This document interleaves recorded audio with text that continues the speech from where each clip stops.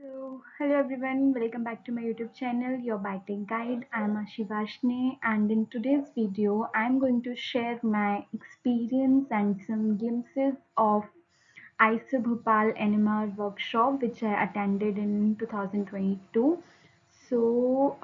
First of all, I'm very glad that I'm sharing my experience on this platform, and it will be really very helpful for those who are going to attend the workshops like these. And attending these workshops is very helpful. We get to explore the environment of the campus, and we get to interact with the new departments, new fellows, new colleagues, and we get to understand how the environment of research works. So here I am sharing my glimpse and experiences. First of all, अ, हमें किसी भी workshop में apply करने के लिए जो भी हमारा फ्लाईओवर होता है उसके थ्रू, या जो भी हमारी लिंक होती है उसके थ्रू हमें उनको अपना सीवी या फिर हमारे काइंड ऑफ एसओपी का ब्रीफ बना के और एक गूगल फॉर्म फिल करना होता है। Not in every workshop but most of the workshop हमें यही करना होता है। तो जो वर्कशॉप मैंने एनएमआर की अटेंड करी थी, उस वर्कशॉप में हमें एक गूगल फॉर्म फिल करने को कहा गया था। तो हमने वो गूगल फॉर्म फिल करके भेजा था, मेल करा था टू द वेबसाइट जो मेंशन करी गई थी। So on the basis of that उन्होंने हमें सेलेक्ट करा था from various institutes, from various departments. तो basically I have done my masters in plant biotechnology from Banaras Hindu university Varanasi. तो in our field specifically related to plant biotechnology हम बहुत सारा NMR को यूज़ करके बहुत सारी एप्लीकेशंस हैं जो अप्लाई कर सकते हैं हमारी प्लांट बायोटेक्नोलॉजी फील्ड में या फिर अदर फील्ड्स में एज वेल। तो इसलिए this is the fly over जिसमें हमें बेसिक्स ऑफ एनएमआर स्पेक्ट्रोस्कोपी सिखाया गया।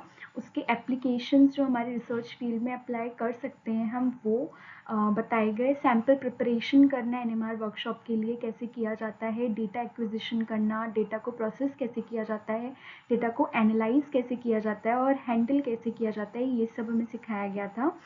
और वेरियस डिपार्टमेंट से वेरियस फैकल्टी मेंबर्स एंड कुछ सीनियर्स हमें अटेंड कर रहे थे। तो ये वर्कशॉप बेसिकली टोटली पीजी और पीएचडी स्टूडेंट्स के लिए था, जिसकी रजिस्ट्रेशन फ़ीस भी बहुत ज़्यादा नहीं थी, ओनली 1000 रुपीज़, जिसमें से हमें काफ़ी ज़्यादा अमाउंट रिफ़ंड भी हो गया था। और जब हम वहाँ पे पहुँचे थे तो भी हमें ऑटो की सर्विसेज वगैरह प्रोवाइड करी गई थी टू रीच द स्टेशन। और हमें रिफ़ंड भी मिला था अगर हमने जिससे भी ट्रैवल करा है, लाइक अगर मैंने ट्रेन से ट्रैवल करा है या फिर मैंने फ़्लाइट से ट्रैवल करा है। तो इवन इफ़ अगर आप फ़्लाइट से भी ट्रैवल कर रहे हो तो आपको जो अमाउंट मिलेगा वो सिर्फ थर्ड एसी जितना ट्रेन का होता है, सिर्फ उतना ही रिफ़ंड किया जाएगा।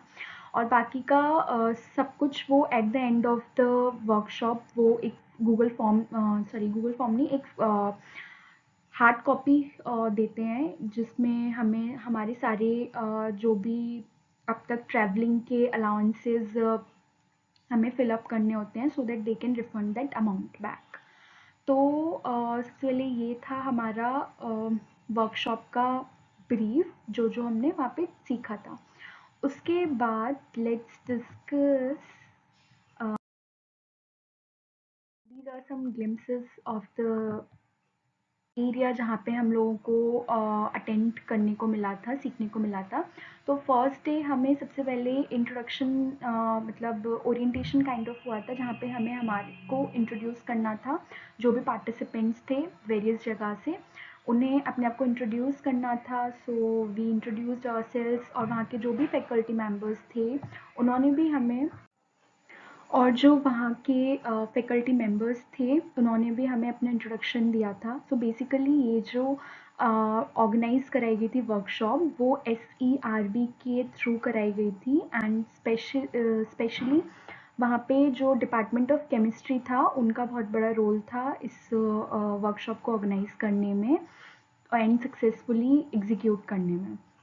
तो मोस्टली हमें जो भी फैकल्टी मेंबर्स ने वहाँ पे अपने आप को इंट्रोड्यूस कराया वो डिपार्टमेंट ऑफ केमिस्ट्री से ही थे और उन्होंने अपना अपना ओरिएंटेशन दिया like what kind of work they are doing in their labs and क्या कहाँ तक वो सक्सेसफुल हो गए हैं अपनी रिसर्च में एंड आगे क्या उन्होंने एप्स डेवलप कर रखी हैं, क्या इनोवेट कर रखा है और अपनी आइसो भोपाल के बारे में थोड़ा सा ब्रीफ आउट करा कि क्या क्या फैसिलिटीज़ वहाँ पे अवेलेबल हैं।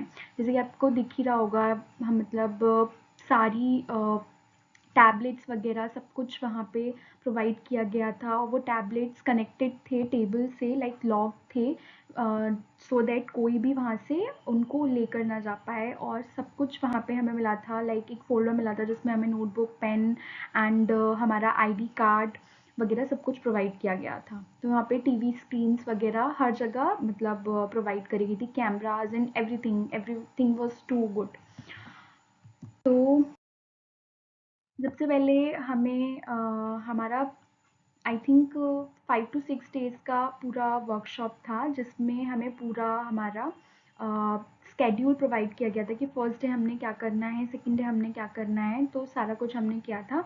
तो सबसे पहले डे 1 पे हमें हमारे ऑब्जेक्टिव बताए गए कि वर्कशॉप के क्या-क्या ऑब्जेक्टिव्स हैं, why we are there to attend the workshop and what benefit we are going to get from this workshop.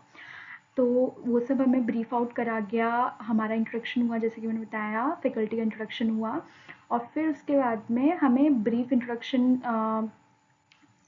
कराया गया टू द स्पेक्ट्रोस्कोपी मतलब कौन कौन से स्पेक्ट्रोस्कोपी टेक्निक्स अवेलेबल हैं और क्या उनका बेसिक है और एनएमआर स्पेक्ट्रोस्कोपी में क्या स्पेशल है और फिर हमें मेजरेबल्स इन एनएमआर स्पेक्ट्रोस्कोपी उसका सैम्पल प्रिपरेशन करना। तो सैम्पल प्रिपरेशन दिखाने के लिए वो स्पेसिफिकली हमको लैब में लेकर गए थे जहाँ पे वीडियोस एंड फोटोज़ बिल्कुल भी अलाउड नहीं थे फॉर ऑब्वियस रीजंस। तो वो सब हुआ फिर उसके बाद में डेटा एक्विजिशन करना सिखाया गया। देन नेक्स्ट डे 2 में हमें 1D NMR actually 1 dimensional 2D 3D ये सब टाइप्स हैं तो हमें ये सब के बारे में इंट्रोड्यूस कराया गया। फिर स्कोप क्या है 1D एनएमआर का लाइक एनएमआर भी कई टाइप्स के होते हैं लाइक सबसे पहले प्रोटियम वाला जो एनएमआर है जिसको अगर हम हाइड्रोजन एनएमआर कहें वो कॉमनली यूज़ किया जाता है और वाइडली यूज़ किया जाता है। उसके अलावा भी हैं लाइक कार्बन आइसोटोप 13 का एनएमआर भी यूज़ किया जाता है, नाइट्रोजन 15 का और फ्लोरीन सोडियम फॉस्फोरस एंड मतलब वेरियस टाइप के हैं इसके अलावा भी। तो उसके बाद हमें एनएमआर डेटा में क्या होता है, कैसे उसको प्रोसेस करना है, 1D एनएमआर डेटा को कैसे प्रोसेस करना है वो सब बताया गया। फिर हमें एनएमआर डेटा के लिए उन्होंने स्पेसिफिकली एक टॉप स्पिन सॉफ्टवेयर होता है जिससे एनालाइज करते हैं सारे डेटा को एंड सो दैट हम इंटरप्रिटेट कर सकें कि उस डेटा का रिजल्ट क्या है या फिर हमने क्या एनालाइज करा है। तो टॉप स्पिन सॉफ्टवेयर को यूज़ करना हमें सिखाया गया। वहाँ पे हमें पूरे कंप्यूटर लैब में ले जाया गया जहाँ पे already top spin software install था और वहाँ पे बहुत सारे मेंबर्स थे जो हेल्प कर रहे थे लाइक सीनियर्स उनके ही स्टूडेंट्स वगैरह रिसर्चर्स जो वहाँ पे हेल्प के लिए थे अवेलेबल। फिर उसके बाद में हमें फोर्थ सॉरी सेकेंड डे पे ही हमें उसके बाद में हाइलाइट्स बताए गए लाइक कैसे हम कंक्लूड करते हैं, कैसे ग्राफ्स वगैरह को हमें एनालाइज करना है, ये सब हमें बताया गया। तो उसके बाद में हम लोगों को लंच ब्रेक भी मिल रहा था, बीच बीच में टी ब्रेक भी हो रहे थे, लाइक 2 बार टी ब्रेक हो रहे थे और वहाँ पे खुद ही coffee and all of that provide किया जा रहा था लाइक कॉफ़ी एंड कुकीज़ पानी वगैरह सब कुछ अवेलेबल था। तो मतलब ये चीज़ तो डिस्कस करने वाली है ही नहीं because it's a very well reputed institute of course. तो उसके बाद डे 3 पे हमें मल्टी डायमेंशनल एनएमआर के बारे में इंट्रोड्यूस कराया गया। उसकी क्या रिक्वायरमेंट होती हैं, क्यों हम उसको कर रहे हैं, chemical shift and multiple shift वगैरह वगैरह वो सब हमें बताया गया। उसके बाद में commonly required 2D homonuclear NMR के बारे में बताया गया। उसके लिए भी हमने कुछ कुछ डेटा और चीज़ें यूज़ करी थी लाइक कॉसी नॉइसी ये सब। फिर उसके बाद में हमने उन एनएमआर स्पेक्ट्रम को इसके लिए भी एनालाइज करा था। फिर उसके बाद में टॉप स्पिन एनएमआर सॉफ्टवेयर को यूज़ करके हमने 2D डेटा को भी प्रोसेस करना सीखा था, उसका भी एक्विजिशन वगैरह सीखा था। फिर हमने उसको भी एनालाइज करा, उसको भी कंक्लूड करा और ये सब हमने सीखा। फिर डाउट लर्निंग सेशंस भी होते थे। नेक्स्ट डे 4 पे हमारा एप्लीकेशंस वगैरह बताई गई कि एनएमआर को हम कैसे हमारी रिसर्च में यूज़ कर सकते हैं, कैसे हम ऑर्गेनिक मॉलिक्यूल्स को उसकी हेल्प से एनालाइज कर सकते हैं। स्पेक्ट्रा और using the top spin software हमें इलस्ट्रेट किया गया कि कैसे हमें ऑर्गेनिक मॉलिक्यूल्स को या कंपाउंड्स को विजुलाइज करना है या इंटरप्रिटेट करना है। फिर उसके बाद में अगेन कुछ और एनएमआर स्पेक्ट्रोस्कोपी के एप्लीकेशंस बताई गई, ऑर्गेनिक रिएक्शंस को कैसे हमें एनालाइज करना है with the help of the NMR spectroscopy. फिर कुछ हमें प्रैक्टिस शीट्स दी गई थी, जिसको जो भी उन्होंने हमें अब तक सिखाया था, तो हमें उन प्रैक्टिस शीट्स को देखकर पूरा इंटरप्रिटेट करना था कि क्या क्या हमने, मतलब वो शीट्स मैंने इसमें स्लाइड में आगे मेंशन करी हैं कुछ शीट्स। तो मतलब वो कुछ क्वेश्चंस के फॉर्म में दिए हुए थे, जिसमें हमें ग्राफ को एनालाइज करके बताना था, एनालाइज करना था और उसको बताना था कि क्या इसका मतलब कंक्लूजन है। ओके, तो उसके बाद डे 5 पे हमें अगेन मतलब जब हमने डे 4 पे ऑर्गेनिक मॉलिक्यूल्स के लिए कैसे एनएमआर स्पेक्ट्रोस्कोपी को अप्लाई कर सकते हैं वो सीखा था, लेकिन डे 5 पे हम कैसे इनऑर्गेनिक मॉलिक्यूल्स को एनएमआर स्पेक्ट्रोस्कोपी के थ्रू एनालाइज कर सकते हैं वो सीखा था। फिर probing of non covalent interactions using NMR, ये सब। फिर इसके लिए भी हमने स्पेक्ट्रा एनालाइज करे थे यूजिंग टॉप स्पिन, उसको भी अंडरस्टैंड करा था पूरा। फिर इसी तरह हमने सैम्पल प्रिपरेशन पूरी लैब विजिट करी थी, जिसमें हमें पूरा एक मतलब एनएमआर मशीन पूरी लैब जो एक ओरिएंटेड थी सिर्फ एनएमआर के लिए ही, वो दिखाई गई थी। उसमें पूरा सैम्पल प्रिपरेशन करना एंड कैसे हम इंट्रोड्यूस करते हैं, कैसे हम एंटर करते हैं एनएमआर की लैब में, तो ये सब हमें सिखाया गया था। फिर उसके बाद डे 6 पे हमें again structural characterization of biomolecules using NMR हम कैसे करेंगे वो, उसका ओवरव्यू दिया गया। फिर हमने एनएमआर एप्लीकेशंस कैसे फार्मास्यूटिकल रिसर्च में अप्लाई हो सकती हैं वो सब डिस्कस करा। फिर हम लोगों को लास्ट में एक पूरा इंटरेक्शन हुआ सारे फैकल्टी मेंबर्स से, वो सब हुआ। We were allowed to interact with any of the faculty member, मतलब हम कभी भी उनके लैब में जाके विजिट कर सकते थे, to understand them, to ask them about the future related to the research and कैसे, मतलब हर टाइप का इंटरेक्शन हम कर सकते थे, क्या वो अपनी लैब में कर रहे हैं, क्या रिसर्च वर्क चल रहा है, स्टूडेंट्स से इंटरेक्ट कर सकते थे। तो द मतलब environment was very good at the IISER Bhopal. उसके बाद वहाँ पे हमें हमारे सर्टिफिकेट्स भी प्रोवाइड करे गए थे। And I forgot to mention one thing, जब हम अप्लाई कर रहे थे, जब हमने गूगल फॉर्म फिल करा था, तो उसमें मेंशन था कि हमें एक एनओसी फॉर्म होता है, no objection certificate, for those जो कि पीजी कर रहे हैं और या फिर जो कि जॉब्स कर रहे हैं या पीएचडी कर रहे हैं, तो वहाँ के हेड ऑफ़ द डिपार्टमेंट को कोई ऑब्जेक्शन तो नहीं है कि if we are going to any workshop, तो if we are going to attend any workshop, तो इसीलिए वो एनओसी फॉर्म भी साइन करना होता है, मतलब करवाना होता है। तो उसका फॉर्मेट वगैरह सब कुछ गिवन था, हमें जस्ट हम फिल अप करके हमें हमारे हेड ऑफ़ द डिपार्टमेंट से before going to the institute fill कराना था। तो वो सब सबमिशन हुआ डे लास्ट पे, मतलब जो भी हम लेके गए थे अपने एनओसी सर्टिफिकेट्स, वो हमने सबमिट करे। और जो भी हमारा टीए फॉर्म था वो सब हमने लास्ट डे पे सबमिट करा था। उसके बाद हम लोगों को एक वीडियो शूट करने बोला गया था, जिसमें हमने अपना फीडबैक शेयर करा था। And everything was so good, so good. I must say everyone should attend the workshops like these, especially जो कि इतने well reputed institutes organize करा रहे हैं। देन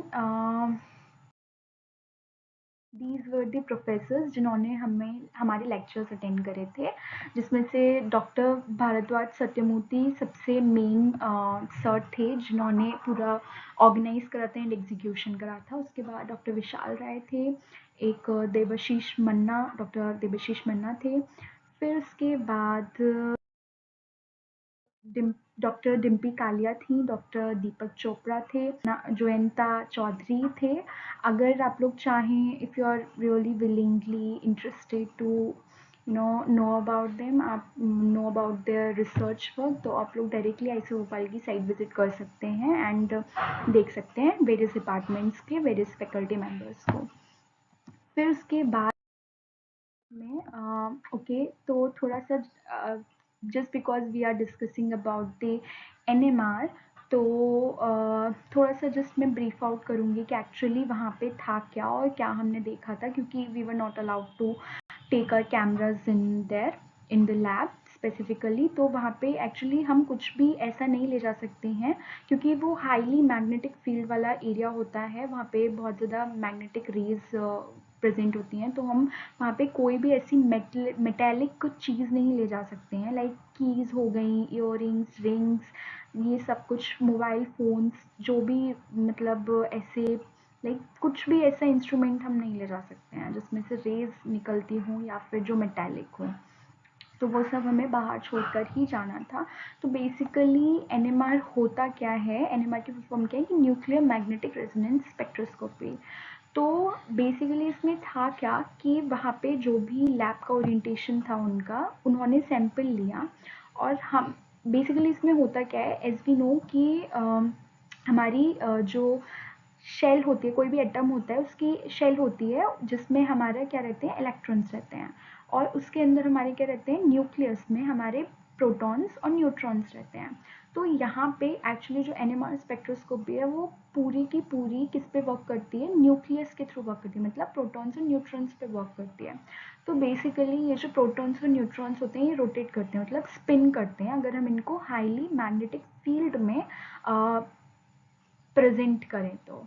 ओके, तो इसकी भी काफ़ी डिटेल है जो कि हम फर्दर कभी किसी स्पेसिफिक वीडियो में डिस्कस करेंगे। तो फॉर नाउ, हाँ, तो हम उस हाईली मैग्नेटिक फील्ड में हमारे सैंपल को रखते हैं।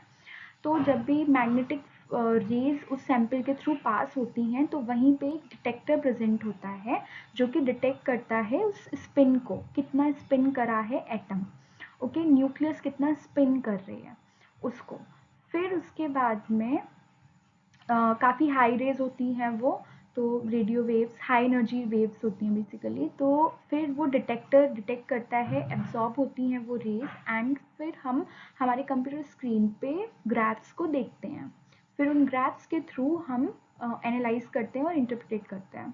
ठीक है, तो हाँ, जो हम टेस्ट ट्यूब की बात करते हैं, जो हम एनएमआर में रखते हैं, वो ये इस तरीके की टेस्ट ट्यूब्स होती हैं which are very very very expensive. तो इस तरीके से हम उनको एनएमआर में रखते हैं। फिर ये कुछ लेआउट होता है हमारे एनएमआर रूम का, जहाँ पे ये हमारा वर्क स्टेशन होता है, जो कंप्यूटर स्क्रीन प्रेजेंट है, जहाँ पे ग्राफ वगैरह आता है। उसके बाद में ये एनएमआर कंसोल होता है, और यहाँ पे ये हमारा एनएमआर मशीन है, जहाँ पे हम हमारा ये सैंपल रखते हैं। इसी तरीके से बड़ा सा स्टेज बना होता है जिस पे चढ़ के हमें हमारे सैंपल को रखना होता है। फिर ये बोर है, ये जहाँ पे हमने सैंपल रखा है, ये सैंपल अंदर जाएगा इस तरीके से। फिर यहाँ पे प्रोब सेक्शन प्रेजेंट है, रेज पड़ेंगी, एंड फिर इस तरीके से पूरा मतलब डिटेक्टर के थ्रू डिटेक्ट होगा और कंप्यूटर स्क्रीन पर हमें ग्राफ देखने को मिलेगा। तो नेक्स्ट, हाँ, तो यहाँ पे इस सेशन को मैंने ब्रेन स्टॉर्म सेशन इसलिए कहा है because it was actually the brain storm session, क्योंकि जो हमें वर्कशीट्स दी गई थी वो देवर लिटरली, मतलब फर्स्ट ऑफ ऑल जब मैंने फर्स्ट टाइम देखा था तो मेरे सर के ऊपर से चला गया था, तो it was that much brain storm session for me. But काफ़ी कुछ समझ में आया था, काफ़ी कुछ सीखने को मिला। तो इस तरीके की काफ़ी सारी शीट्स हमें प्रोवाइड करी गई थी, so that we can practise what we have learned, और अगर कोई कन्फ्यूजन है तो so that we could ask them. तो ये सब था। उसके बाद में कुछ प्रैक्टिस शीट्स थी, लाइक कुछ ऑर्गेनिक मॉलिक्यूल की शीट्स, कुछ इनऑर्गेनिक मॉलिक्यूल की शीट्स, जिसको हमें सॉल्व करना था और इंटरप्रेट करना था। फिर उसके बाद में हमें ये कुछ एप्लीकेशंस होती हैं एनएमआर की, जैसे कि प्रोटीन स्ट्रक्चर डिटर्मिनेशन करना, which is the very wide application which is very helpful for drug discovery in pharmaceutical areas, in research areas, in मतलब most of the research NMR का यही यूज़ है कि प्रोटीन स्ट्रक्चर को हम determine करते हैं, और कोई भी कंपाउंड है या कोई भी मैटर है उसका फिजिकल, केमिकल, बायोलॉजिकल प्रॉपर्टीज़ हमें पता चलती हैं, मॉलिक्यूलर कॉन्फर्मेशन पता चलता है, हम ह्यूमन डिसऑर्डर्स को आइडेंटिफाई कर सकते हैं using this NMR spectroscopy, like cancer and many other diseases we can detect through this technique. फिर उसके बाद में हम मॉलिक्यूलर स्ट्रक्चर डिटरमाइन कर सकते हैं किसी भी केमिकल कंपाउंड का, और जो हम MRI हमारे बायोलॉजिकल सॉरी मेडिसिन फील्ड में जो यूज़ होती है MRI मशीन, वो भी NMR के प्रिंसिपल पे ही वर्क करती है। तो इस तरीके से कुछ एप्लीकेशंस होती हैं। फिर next these are some memories from the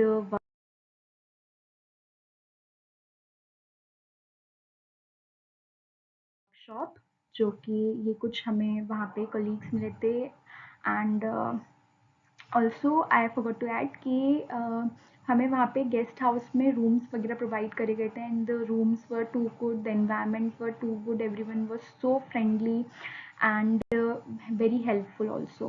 So we were allowed to go to roam around the institute 24 hours. There were no restrictions at all, and it was very very very well secured place to roam around. And वहाँ पे CCD वगैरह सब कुछ था। तो small market भी है जहाँ पे आप जूस वगैरह पी सकते हैं, शॉपिंग कर सकते हैं, लिटिल ग्रॉसरी शॉपिंग। तो ये कुछ ग्लिम्पसेस हैं विच वर देयर। ये कुछ वहाँ पे मेरे फ्रेंड्स बन गए थे, कुछ ऑलरेडी, कुछ को मैं जानती थी, तो ये सब था। फिर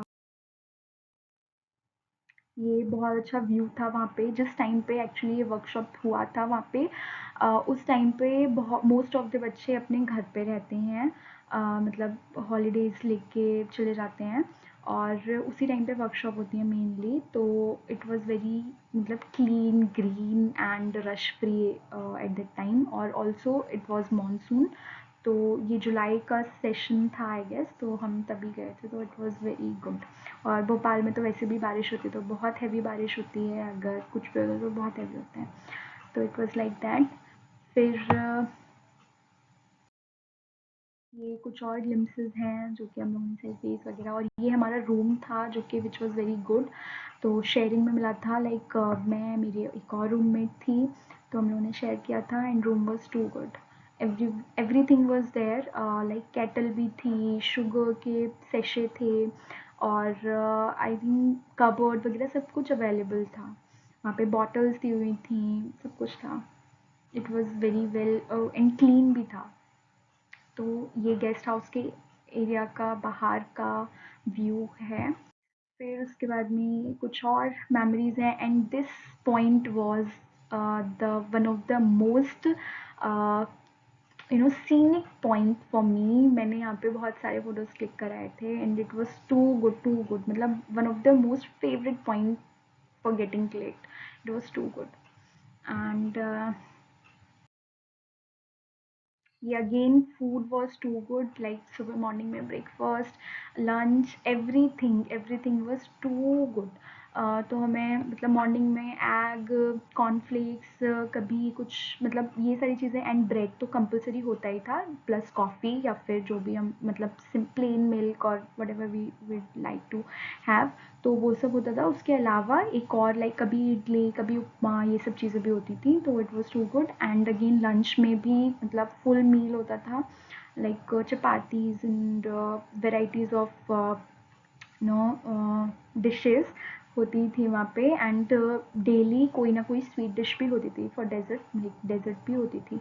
ऐसे ही सेम, कभी आइसक्रीम भी थी, कभी लाइक गुलाब जामुन, कभी कुछ, there were varieties in food. तो ये था, और ये विंडो से व्यू था IISER भोपाल का, विच वॉज टू गुड। ये हम सब हमारे कोलीग्स या फेलोज पार्टिसिपेंट्स जो वहाँ पे अटेंड करने आए थे। Room was full of participants. फिर again some other memories again। ये गेस्ट हाउस का व्यू था।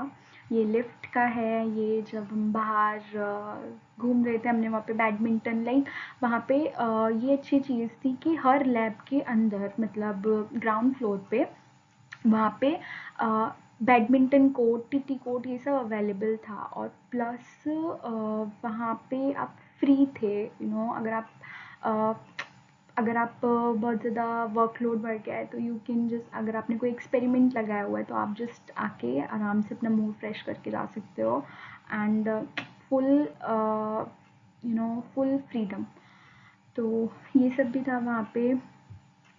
फिर उसके बाद ये कंक्लूजन यही था कि हमें सर्टिफिकेट मिला आफ्टर 6 डेज। एंड हमें कुछ घूमने को भी मिला, जो कि मैं नेक्स्ट वीडियो में ज़रूर अपलोड करूँगी। तो ये भी था वर्कशॉप का एंडिंग, कि हम सबको सर्टिफिकेट मिला हैप्पीली। फिर उसके बाद ये हमारा ग्रुप फोटो हुआ एट द लास्ट डे, जहाँ पे हमने हमारा फीडबैक वगैरह सब कुछ शेयर किया था। And thank you for watching my videos. And इसी तरह लाइक करते रहिए, सब्सक्राइब करते रहिए, शेयर करते रहिए, and hit the bell icon for more such videos. Thank you.